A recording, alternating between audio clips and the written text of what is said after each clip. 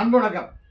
வளராறுகளில் 9 வகையான தொழில் பயிற்சியை இலவசமாக அழைச்சிட்டு இருக்கு. அதில் ஒன்று உன் கையால் உனக்கு வீடு.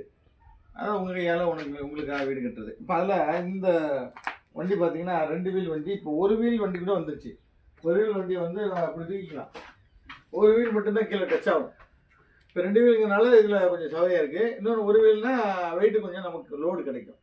கையில் கொஞ்சம் வெயிட் இருக்கும்.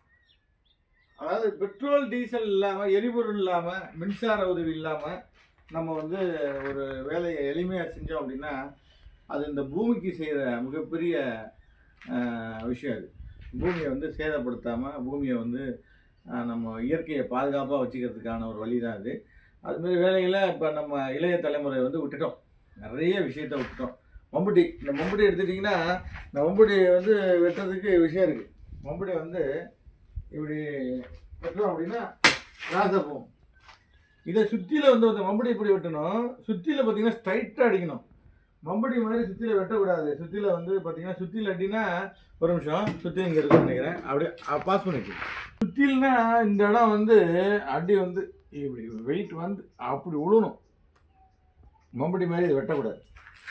சுற்றிலோட அடி இந்த இடத்துல வெயிட் விழணும். அதை மம்புட்டி வெட்டணும். சில பேர் சுற்றியில் மம்படி மாதிரி வெட்டுவாங்க. அதுமாரி பண்ணக்கூடாது.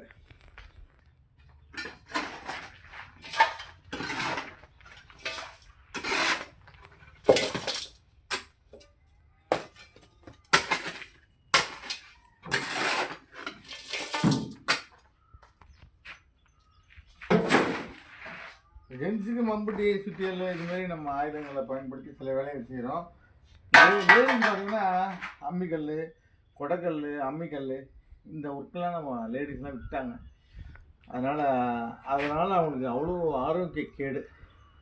நேரம் இல்லைன்னு சொல்லி சில வேலைகளை குறைச்சி அதனால் நோயாளி ஆகிட்டாங்க.